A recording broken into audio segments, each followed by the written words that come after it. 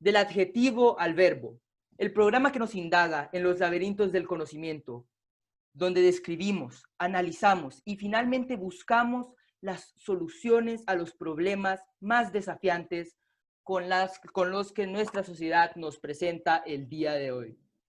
Hoy tenemos el gran gusto de estar con el diputado, caricaturista, político, el señor Darío Vanegas. Diputado, ¿qué tal? ¿Cómo está? Muy bien estoy, muchas gracias. Es un privilegio, Rolando, poder hablar con usted. Me siento privilegiado, es un gusto conocerlo y le deseo lo mejor de lo mejor en el mundo de las comunicaciones y en la vida en general. Para usted muchos éxitos. Muchas gracias por permitirme la oportunidad de conversar. Muchas gracias. Pues el día de hoy en este programa queremos empezar hablando un poco sobre la caricatura en general. Y qué mejor forma de hacerlo con el mejor caricaturista del país. Pues quiero empezar diciéndole que Luis García Montero, el director del Instituto Cervantes, dice que la poesía sirve para dos cosas únicamente. Para enamorar a una muchacha y para cortarle la cabeza al rey. Hemos estado viendo sus caricaturas todas nuestras vidas y por las metáforas que conllevan, con toda la profundidad y los temas políticos que abarcan, son un arte como la poesía. Yo la pongo como poesía de la pura, sus caricaturas. Entonces, me gustaría saber si usted comparte la opinión de que sus caricaturas son del tipo de poesía para cortarle la cabeza al rey. Es un concepto muy interesante. La caricatura política, que es la caricatura editorial, tiene varios propósitos. No todo el tiempo se alcanzan todos esos propósitos, pero la intención del autor es, número uno, utilizar el espacio como una plataforma para opiniones políticas sobre el tema de actualidad para generar esa conexión íntima de los espectadores con la obra y que puedan entender a qué se refiere el caricaturista, qué quiere decir, a quién se refiere, qué señala, qué intenciones tiene, hacia dónde quiere llevar el pensamiento o las conclusiones de los espectadores. En segundo lugar, es un documento histórico, porque una caricatura registra un momento de la vida de la sociedad, haciendo, por ejemplo, una colección de caricaturas a lo largo de un año. Usted puede tener el recuerdo exacto de lo que iba pasando en el país a lo largo de ese año. Además de esas dos cosas, tiene una tercera virtud. Es una obra de arte, porque la caricatura surge de un dibujo que tiene que respetar también algunas normas, aunque hay muchísima libertad en la síntesis y en la exageración, en lo formal, pero sí hay algunos rigores estéticos que hay que mantener, debe ser agradable. Me parece que la caricatura debe tener equilibrio en cuanto a lo gráfico, puntos focales, puntos de mayor interés, primeros planos, etc. Y finalmente creo que la caricatura es también un chiste. Creo que tiene un lenguaje humorístico que también obviamente nos conduce a una reflexión política y social más profunda, pero también es un chiste, también es una forma de poder ver de manera un poco más relajada las cosas que enfoca cada caricatura en su contenido. Bueno, sí, y más que un chiste, yo lo miraría una forma de poder esparcir la información política y hacer que la población esté informada de una manera más fácil. Porque, a ver, no toda la gente tiene el tiempo de sentarse a leer un artículo político, un editorial, pero su caricatura nos da un resumen a primera vista de la situación política del país. Me parece excelente y me gusta mucho eso que dijo de los documentos históricos. Las caricaturas definitivamente son bastante usadas por los sociólogos y todo eso para estudiar los acontecimientos del país, lo que me lleva a preguntarle si usted tiene alguna anécdota que le gustaría compartir con nosotros sobre alguna caricatura, tal vez algún impacto que tuvo, algún comentario particular que le hicieron sobre ella. Sí, obviamente a lo largo de tanto tiempo he publicado caricaturas desde 1986, usted ni soñaba en nacer. Desde 1986 publico caricaturas todos los días en los periódicos nacionales. Comencé en el diario El Heraldo y ahora lo hago cotidianamente en el diario La Prensa desde hace 30 años consecutivos. En el transcurso de esas décadas, he elaborado caricaturas sobre el tema del día y algunas de ellas han sido tan oportunas que han calado de manera muy fuerte en los funcionarios que protagonizaron la caricatura en ese momento. En otras palabras, y diciéndolo con un poco de elegancia en el lenguaje, la chispa de mi humor ha encendido auténticas hogueras donde algunos se consumieron en su propia ira. Algunos funcionarios, intolerantes más que otros, reclamaron alguna vez al periódico enviando cartas, enviando reclamos, llamando, diciendo que se sentían ofendidos, que se sentían agredidos, que se sentían perjudicados en su buena imagen, en su derecho al honor, porque se les había registrado en una caricatura en condiciones no tan favorables, por denunciar algún acto irregular o por estar envueltos en algún escándalo de los que la caricatura formaba parte de los señalamientos públicos en su momento. También, evidentemente, algunas caricaturas han servido para estudio de profesores universitarios, de escuelas de periodismo, en donde se ha analizado el género del periodismo de opinión y cómo la caricatura se juega un papel muy importante en ello. Tengo muchísimas anécdotas de mi vida en relación con el dibujo, algunas muy serias, muy trascendentales y otras un poco más humorísticas y más curiosas, como las de unas señoras que se acercaban al periódico a pedirme que yo incluyera en las caricaturas algunas imágenes en las cuales pudiese darles en clave el número de la lotería que iba a jugar el próximo domingo. Había personas que interpretaban que en las patas de un gallo, por ejemplo, cuando dibujé alguna pelea de gallos o alguna cosa así, había el dibujo de un 4 y en la otra patita el dibujo de otro 4 y que aquello significaba que el número 44 es el que iba a jugar en la lotería y entonces ellas compraban el billete con el número 44 y ganaban dinero en la lotería. Y efectivamente hubo gente que ganó dinero en la lotería porque creía que el caricaturista sugería los nombres de la lotería y cosas así, unas de mayor importancia, otras de menor, pero ha habido anécdotas de verdad muy interesantes y sobre todo inolvidables. Bueno, esta es una gran noticia para toda nuestra radioaudiencia. Ya saben, hay que ver las caricaturas del señor Vanegas todos los días en los periódicos y buscar los números para ganarnos esa lotería. Pero otra cosa que me extrañó de lo primero que me dijo, de que algunos funcionarios se enojaban y ponían críticas al periódico, porque muchas veces aparecer en las caricaturas a muchas personas más bien es un honor, porque los pone en el panorama político. Entonces, ¿usted consideraría que usted de alguna forma es un medio para que algunos políticos se den a conocer más que difamar, digamos, o insultarlos?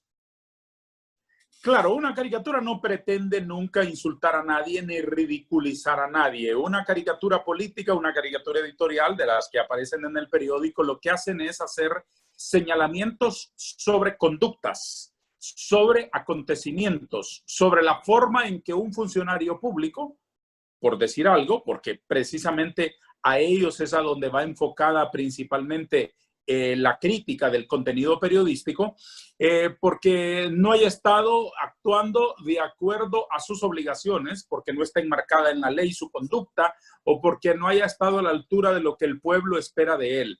Y en la caricatura se le registra porque son personajes públicos, porque lo que están haciendo es manejando presupuesto de los ciudadanos, están haciendo una función pública por la cual deben de rendir cuentas. Entonces, en las caricaturas se registran ese tipo de cosas solamente con esa intencionalidad.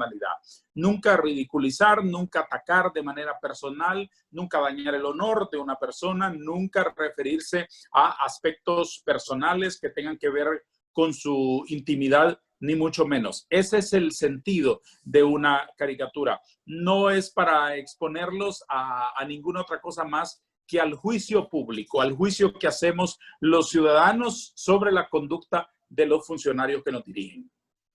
Claro, porque sí, muchas personas a veces malinterpretan que las caricaturas se basan en la falacia ad hominem, que atacan a la persona y no al mensaje.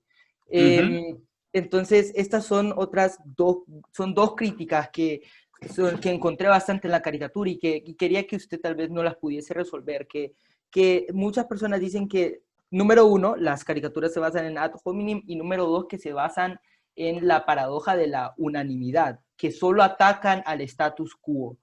¿Usted estaría de acuerdo que es una buena generalización hacer eso en las caricaturas? El contenido de la caricatura siempre está bastante apegado a el acontecer cotidiano. Somos bastante, digamos, dependientes de la noticia de cada momento. Si en un momento la noticia es una guerra, las caricaturas van a circular más o menos alrededor de criticar la guerra. Si las caricaturas son publicadas en un momento en que el tema noticioso es la quiebra financiera de los grandes grupos económicos del mundo, una crisis económica global, las caricaturas van a referirse a ese tema. Si en otro momento la temática es, por ejemplo, la pandemia del coronavirus, hay caricaturas alrededor de ese tema. Nunca existe la intencionalidad como contenido periodístico ni de inventarse nada, ni de falsificar la realidad. La caricatura hace dibujo exagerado, exagera el dibujo, exagera la forma, pero no deforma la realidad, no miente, no agrega elementos que no tienen la realidad. Por lo tanto, con ese razonamiento podemos concluir que el resultado de la caricatura siempre es un reflejo de lo que está ocurriendo y de lo que opina el autor del dibujo. Alguien nos enseñó que el periodismo debe ser siempre un espejo plano de la sociedad, para que la sociedad vea cuáles son sus defectos, cuáles son sus virtudes y cuáles son las tareas que tiene que emprender para corregir sus malos caminos. Entonces, en la caricatura, eso se ve reflejado de manera perfecta. La caricatura es una chispa que nos ilumina el alma, es cierto, nos vuelve un poco más lúcidos el humor, la autocrítica que como sociedad debemos hacer, pero también la caricatura es un espejo en donde todos nos vemos reflejados de cuerpo entero. Muy bien, y me gustó mucho eso que dijo de que el periodismo es un espejo de la realidad, porque, y esta pregunta se la quiero hacer un poco más como periodista, que usted piensa que el periodismo debe de ser un espejo, porque hay muchas personas que omiten juicios junto con las noticias, especialmente en esta época donde las noticias circulan bastante rápido. Todas las noticias que vemos tienen cierto sesgo. Entonces, hay muchos periodistas que están luchando porque el periodismo deje la interpretación meramente a la gente. ¿Usted comparte esa opinión de dejarle la interpretación a la gente en vez de el periodista presentar su punto de vista y transmitir su mensaje y cómo él ve las cosas? En algunos temas sí, me parece importante, pero en otros temas me parece que el periodista debe ayudarnos a interpretar las cosas. Se trata en los medios de comunicación de organizarlos bien para que se cumplan todas las funciones del periodismo. El periodismo tiene la función esencial de informar.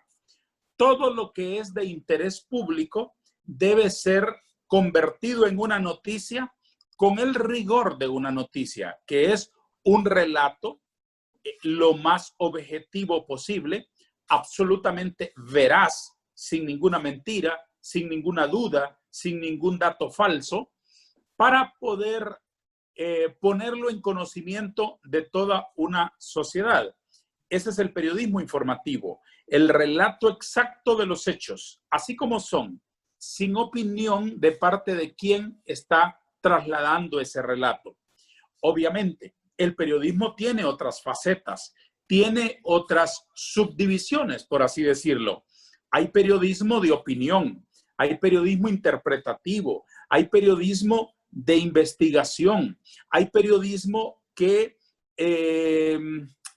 linda bastante con las fronteras del entretenimiento. Hay periodismo que nos cuenta cómo es la vida de los artistas, cómo es la vida de los músicos, cómo es la vida de los famosos, de las farándulas.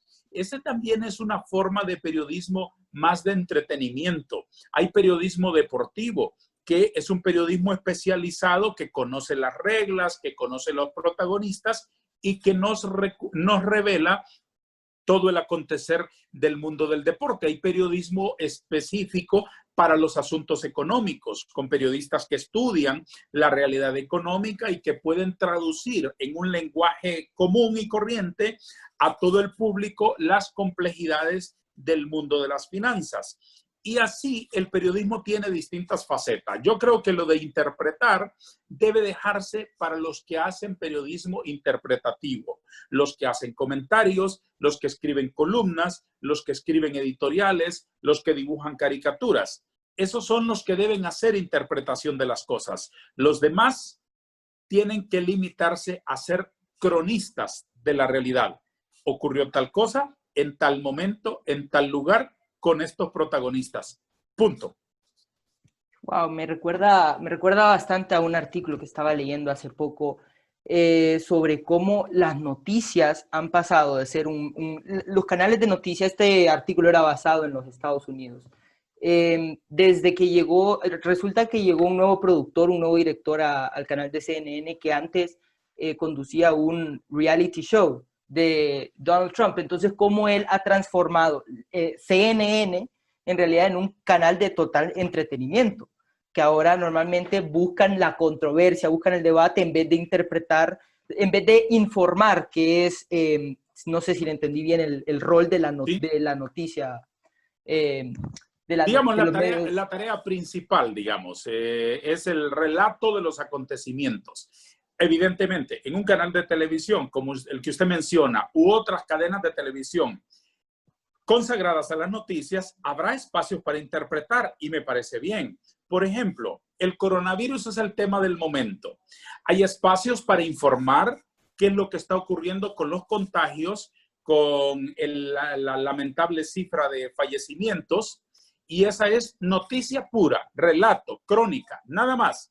Pero después los medios tendrán sus espacios, las televisoras, tendrán sus páginas, los periódicos, para traer expertos y preguntarles, médicos, epidemiólogos, estudiosos, para que nos digan qué significa la pandemia, qué complicaciones tiene, cuándo se va a bajar la curva de contagios, qué consecuencias sociales, económicas puede tener, cuánto es el daño a la salud de una persona que pasa por la enfermedad, etcétera. Solo lo digo como ejemplo, pero debe ocurrir en todos los otros temas, unos consagrados a relatar y otros dedicados a interpretar los hechos que se relatan. Correcto, muy bien. Y refiriéndome un poco a la caricatura y más que nada a este tema de la posverdad, que estamos viendo en la época de la posverdad. Esto lo escribió en su libro un autor que me gusta mucho, que se llama Robert Fullman. Este autor escribió este libro que se llama Las 20 lecciones que nos enseñó el siglo XX. Después un autor que se está haciendo famoso, no sé si usted lo conoce, que se llama Yuval Noah Harari, le copió el título y puso las 21 lecciones del siglo XXI. Bueno, este autor pone que estamos en una época donde muchas veces los políticos nos están repitiendo las cosas y convirtiéndolas en verdad. Una mentira que se repite 100 veces es una verdad. Y a veces está el otro tipo que le dicen mentira, que no sé si es necesariamente mentira, pero es el discurso político. Es lo que se tiene que decir para explicar de manera más digerible o de una manera más popular a la gente las acciones. ¿Considera usted que es un intérprete del discurso político con sus caricaturas o un creador de discurso político con sus caricaturas? Yo creo que cuando se interpreta un discurso político se está creando un antidiscurso político, se está creando una contestación, se está creando un discurso contestatario, un discurso rebelde, un discurso que contrapone otros puntos de vista. Me parece muy interesante esa reflexión. Todo el contenido periodístico de interpretación, los editoriales, las columnas, las caricaturas, siempre parten de interpretar un hecho concreto o una opinión o un discurso, como dice usted, o una postura o un informe oficial o unas cifras que ofrece una oficina de un gobierno. Entonces, se interpretan, se analizan, contrastándolas con la realidad y se asume desde el punto de vista periodístico que es valioso para el debate social decir esto es razonable, esto no, aquí tienen razón, aquí no, aquí nos mintieron, esta es la verdad, etcétera. Yo creo que ese es el aporte que hace el periodismo, pero los que hacemos periodismo de opinión, siempre interpretamos los discursos de otros y creamos nuestros propios discursos simultáneamente. Excelente. ¿Y usted considera, usted me dijo que ha estado 30 años seguidos en la prensa, ¿usted considera que su caricatura ha cambiado de alguna forma? Tal vez ha cambiado con las circunstancias, tal vez de formas estilísticas. Mucha de nuestra Sí, audiencia creció con sus caricaturas, entonces. sí. Y estoy satisfecho con que haya cambiado. Y es notorio que ha cambiado. No estaría yo realmente tranquilo si estuviera en el mismo punto en donde comencé esta andadura. Porque uno siempre que se posa frente a una página en blanco queriendo hacer un proceso creativo, siempre quiere que cuando termine el trabajo, uno quedar vacío y que la obra quede mejor, que la obra quede llena. Volcar toda su potencialidad imaginativa, toda su capacidad creadora en la obra. Y los caricaturistas siempre pretendemos eso, aún en la marabunta del trabajo de todos los días, siempre estamos buscando superarnos a nosotros mismos en dos planos. En el plano de lo formal, estrictamente, dibujar mejor, depurar el estilo, purificar un poco más la línea, sintetizar más, eliminar la palabra escrita para expresarse con puras imágenes, y que el público sea el que esté decodificando todo el lenguaje gráfico de la caricatura, interpretando, sacando su propia conclusión o compartiendo la conclusión del caricaturista. Eso en el plano formal, pero también queremos ser mejores en el plano de los contenidos, madurar mejor las ideas, tener mayor capacidad de entender el mundo y poder compartirlo de la manera más simple con los demás. Esos son los grandes objetivos de un caricaturista, entender las cosas, porque pasan las cosas, captar la intención que hay detrás de los actores políticos de las primeras líneas, qué hay detrás del discurso oficial, qué hay detrás de las cifras que nos ofrecen y poder encontrar la verdad. Si la verdad está allí, acompañarla. Si la verdad no está allí, perseguirla hasta encontrarla. Y con el material periodístico, desde la decencia, desde la honestidad y desde un compromiso con la verdad, se logra muchísimo. Sí, bueno, usted habla bastante de compartir las caricaturas y poder llevarle a la gente la verdad. Y me lleva a preguntarle lo siguiente. ¿Usted alguna vez se ha sentido que no ha podido dibujar una caricatura por algún tipo de censura? ¿Usted alguna vez se ha sentido censurado, ya sea autocensura o la editorial del periódico se sintió en la línea que no sé si debería hacer esto? No sé si nos puede contar un poco sobre eso. Sí, me ha ocurrido muchas veces y le ha ocurrido a todos los caricaturistas editoriales de la Tierra en todos los periódicos de la Tierra. Ocurre porque hay siempre un combate permanente entre los conceptos del contenido de una caricatura y el espacio donde está publicado. Es decir, el editor del periódico, el que dirige el contenido editorial, el contenido de la sección de opinión del periódico, siempre cree que la caricatura representará el pensamiento del periódico. Y el caricaturista siempre cree y siempre va a defender que la caricatura representa su pensamiento, no el del periódico que la publica. Entonces, siempre, eso es permanente y eso creo que es interminable, esa batalla de opiniones. Siempre hay opiniones encontradas. Nosotros queriendo encontrar un mayor espacio de libertad para poder decir todo lo que queremos decir, y los editores siempre queriendo que la caricatura se enmarque de manera estricta en lo que el periódico piensa. Evidentemente, la experiencia enseña mucho. Hay temas que uno no los trata en las caricaturas porque sabe que no las van a publicar. Y le ocurre a todos los caricaturistas de la Tierra. Hay temas que es mejor dejar pasar un par de días y publicarlos en otro momento porque va a ser el momento oportuno para poder publicarlas. Uno aprende a golpe de censura los secretos de este oficio. O sea que usted le recomendaría a varios periodistas, porque estoy seguro que hay muchos periodistas, bueno, usted nos dijo que todos los periodistas pueden llegarse a sentir así en algún momento de su vida. Entonces, ¿usted le recomendaría a los periodistas encontrar el momento? Si tienen una pieza controversial, una obra de arte que saben que es buena, pero tal vez no va con la línea editorial, que se esperen, que no la descarten y que más bien se esperen el momento oportuno para lanzarla. Es una buena idea. No lo había conceptualizado así, pero así lo hago. Y así lo hacen muchos colegas en el mundo. Hay un momento siempre oportuno para publicarlo. No solamente por el hecho de la publicación de las opiniones del periódico, no solamente por eso, sino también por el momento oportuno, el momento emocional de la sociedad. Hay caricaturas que no es hoy, sino tal vez dentro de 4 o 5 días, que funcione mejor entre la opinión pública, que sea recibida de mejor manera.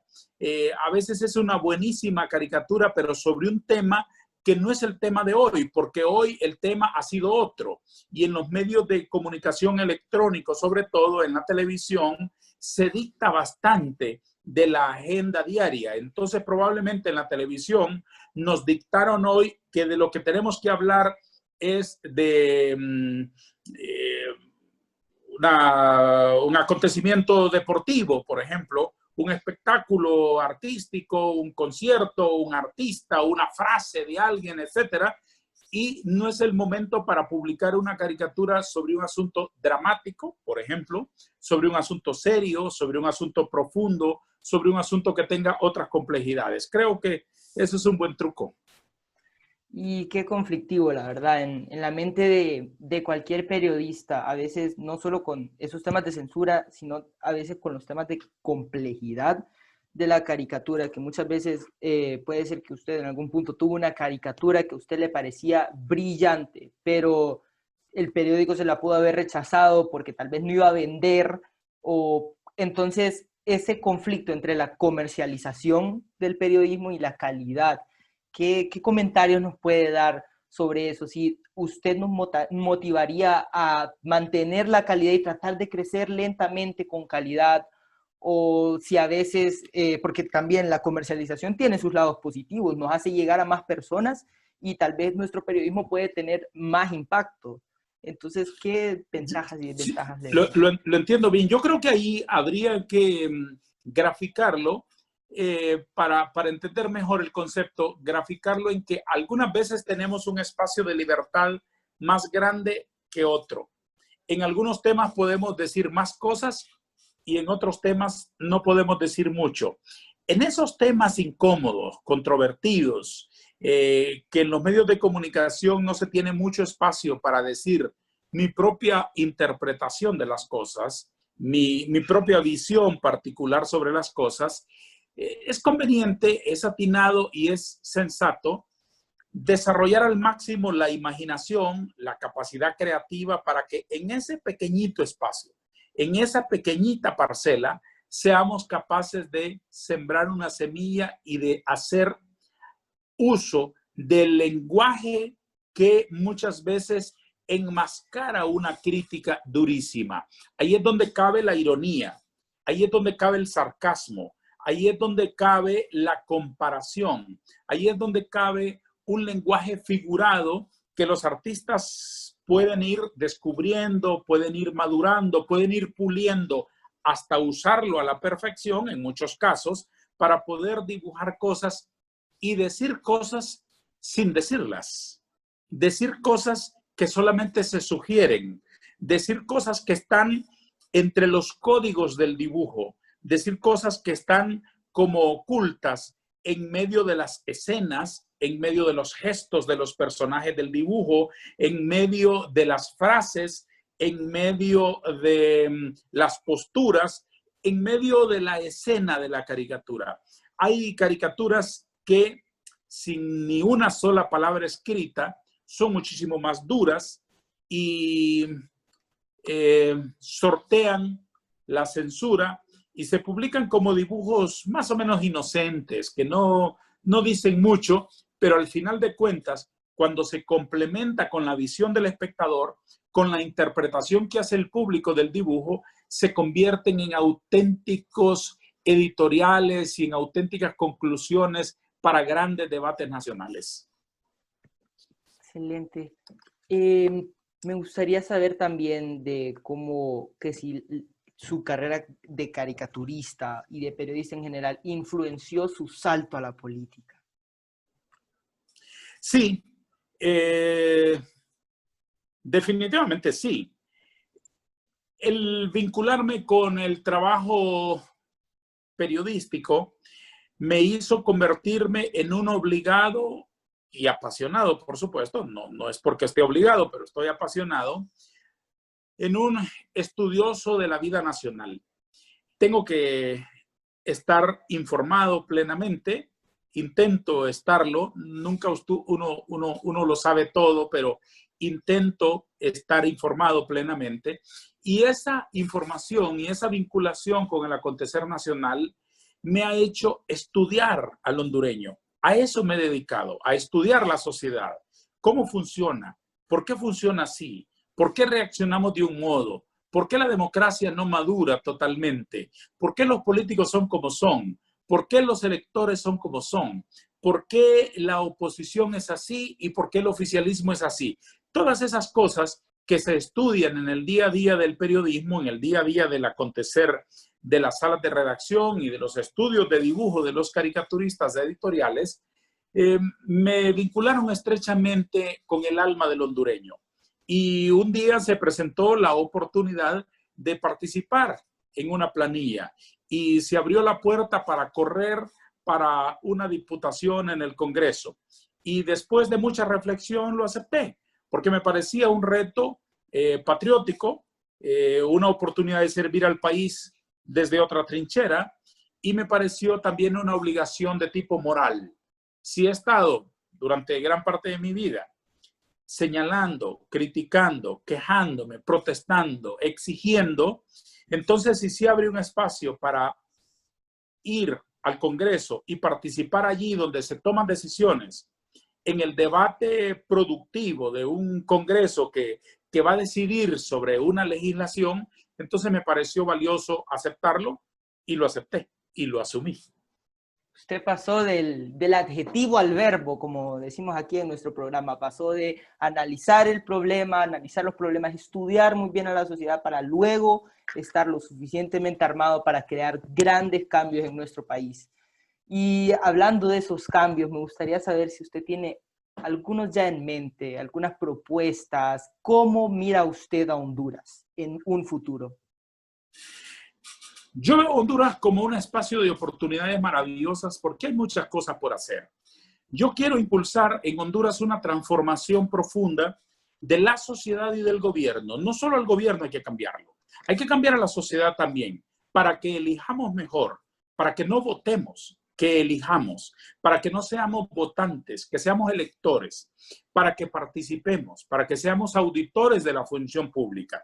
Y yo quiero impulsar ideas que conduzcan a una gran reforma nacional para que la democracia dé resultados, para que deje de ser esta nuestra una democracia de papel y de cartón. El papel de las papeletas, el cartón de las urnas y nada más, ahí se termina todo. Yo quiero que trabajemos en un esfuerzo nacional por entender que la democracia es un procedimiento para delegar autoridad en un grupo de señores que compiten con determinadas reglas con otros que presentan otras ideas y otros programas. Ganando el mejor programa, que asumamos que necesitamos un esfuerzo nacional para que la democracia deje de ser electorera y se convierta en una democracia funcional, productiva, fecunda, que se haga presente donde debe hacerse presente la democracia, y es en la calidad de vida de los electores, de los ciudadanos que fueron allá unos meses atrás a la urna a delegar esa representación y esa oportunidad y esa autoridad en un grupo de señores de determinado partido político. La democracia debe dar resultado en las cosas básicas que cambian el nivel de vida y la calidad de vida de los ciudadanos. Esencialmente me refiero a sus derechos humanos, a sus derechos constitucionales. La democracia debe reflejarse en que tengamos cuidado de la salud de calidad. La democracia debe reflejarse en que tengamos una revolución educativa que nos devuelva la calidad de la educación que necesitamos y que merecemos. La democracia debe reflejarse en la seguridad ciudadana, en la seguridad jurídica, en la seguridad integral desde el punto de vista de la prevención.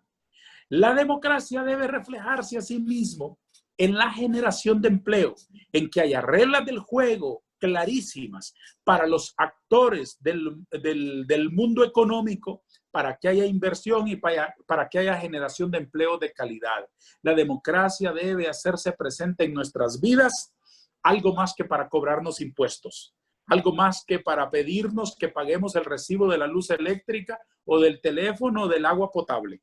La democracia debe de darnos salud de calidad, cobertura de salud preventiva, educación, seguridad, generación de empleo, capacidad para poder triunfar con empresas agrícolas, para que sembrar no sea en este país una pesadilla, para que sembrar sea una actividad que genere liberación de la pobreza a millones de campesinos. La democracia debe hacerse presente. Esa es la propuesta, esa es la interpretación que yo tengo de lo que tenemos que hacer ahora más que nunca, porque siempre hemos tenido necesidad de que la democracia fructifique, pero con lo que estamos pasando, con la pandemia originada por el COVID-19 y las consecuencias sociales y económicas que seguramente tendrá, creo que estamos obligados a reconstruir el sistema y a reconstruir el país. Qué bonito, diputado. De verdad, me alegra escuchar cosas así, porque recientemente, bueno, y cuando digo no es recientemente, porque Sócrates, él no creía en la democracia. Sócrates creía que los individuos no estaban destinados a poder tener influencia en su gobierno, que no tenían esa educación para poder tomar las decisiones importantes. Entonces, él de verdad buscó un gobierno totalmente aristocrático y de hecho en Grecia lo asesinaron por eso. Pero luego llegó Platón y fue todo lo opuesto y nos presentó una visión como la que usted nos está presentando, una visión individualista, una visión donde la sociedad gira en torno al individuo y una sociedad donde el individuo de verdad pueda colaborar y como colectivo ser mejores. No sé si lo estoy entendiendo bien.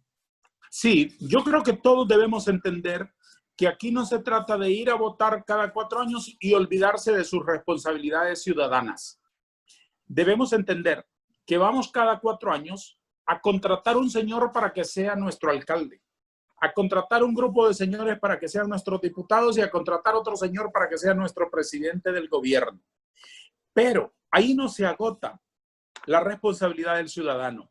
El ciudadano debe acompañar, el ciudadano debe aplaudir lo que está correcto, el ciudadano debe censurar vigorosamente lo que está malo, el ciudadano debe vigilar cómo se usan o cómo se administran sus impuestos, cómo se usan los recursos económicos que los ciudadanos como contribuyentes le entregan al gobierno para que los administre, para que genere carreteras, para que genere hospitales, para que genere escuelas, para que pague policías, para que pague maestros, para que pague médicos, etc. Los ciudadanos deben de participar en las grandes decisiones. Por eso, distinto a lo que los conservadores nos han enseñado y han practicado siempre, yo soy partícipe de un gobierno horizontal.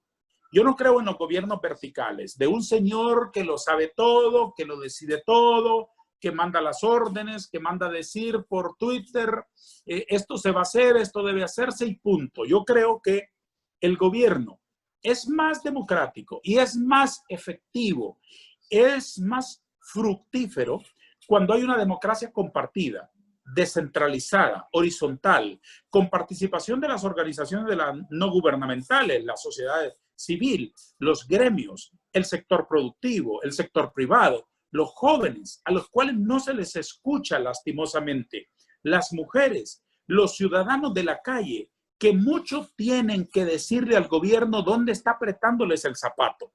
Entonces, con una democracia así, con un diseño distinto, de un gobierno vertical, descentralizado, con participación de los gobiernos locales, con los alcaldes de verdad empoderados en distintas áreas de la función pública, creo que tendremos mejores frutos. Hay que cambiar esa ecuación de los gobiernos verticales por un gobierno compartido para que podamos avanzar de mejor manera. Somos un país pequeño y somos un país con muchas dificultades. Si le metemos mano como equipo, como grupo, como familia, creo que avanzamos mejor. Es bastante una mirada al contrato social, de que tenemos una responsabilidad más allá de ir a votar. Pero me gustaría saber qué ventajas le mira usted a este sistema. Por ejemplo, se me viene a la mente el del Reino Unido. El Reino Unido tiene un sistema de elección proporcional, donde yo voy y voto azul o rojo, por este partido o por el otro. Y entonces los dirigentes del partido escogen quiénes van a ir, dándole al ciudadano la menor participación posible. ¿Qué ventajas le ve a usted el tener a una población involucrada en el gobierno versus a una población que solo va, vota y las personas más capacitadas escogen quiénes van a gobernar y quiénes son aptos para gobernar? Aquí no tenemos una comunidad de políticos maduros como para confiarles demasiada responsabilidad. Aquí no tenemos en los partidos políticos centros de estudios confiables como para decir, este señor tiene una receta para resolver mis problemas, entonces yo voy a dejarle confiadamente, con los ojos cerrados, la responsabilidad de él y nos volvemos a ver dentro de 4 años. En efecto, eso es lo que ha ocurrido en Honduras a lo largo de mucho tiempo, que votamos y nos olvidamos de aquellos señores y los dejamos que hagan y que deshagan, que construyan y que destruyan.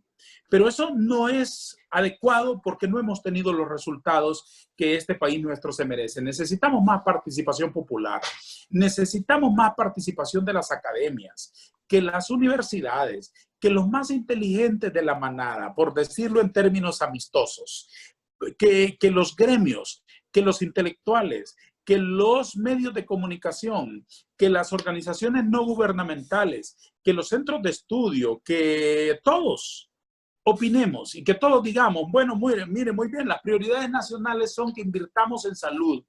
Las prioridades nacionales no son que le demos 4.000 millones de lempiras a las Fuerzas Armadas para trabajos agrícolas, sin previo programa, sin saber qué van a hacer, qué van a sembrar, cómo lo van a tratar, cómo lo van a procesar, cómo lo van a vender, etcétera. Yo creo que necesitamos una mayor participación. Hemos dejado demasiado abierta la puerta para que los políticos tradicionales, muchos de ellos sin ideas, sin programas, sin convicciones, prácticamente solo tienen intereses, hagan lo que quieran hacer. Y hoy estamos pagando las consecuencias. Muy bien, lastimosamente nos estamos quedando sin tiempo, pero me gustaría terminar con unas palabras suyas para el ciudadano hondureño y también un tema que me gustaría tocar rápido. Cuénteme un poco también sobre el futuro del Partido Liberal. Yo soy aspirante a la presidencia de la República, quiero ser el candidato presidencial del Partido Liberal en el movimiento La Esperanza de Honduras, porque quiero, con un grupo de compatriotas de mi generación, pasar como diría usted que es tan inteligente y tan genial, del adjetivo al verbo, pasar de la protesta a la propuesta, pasar de la indignación a transformar al país. Queremos dar ese paso de calidad, no solamente gritar que no estamos de acuerdo, sino gritar para presentar nuestro plan y presentar nuestro programa. Quiero ser el presidente de la gran reforma que esta sociedad necesita.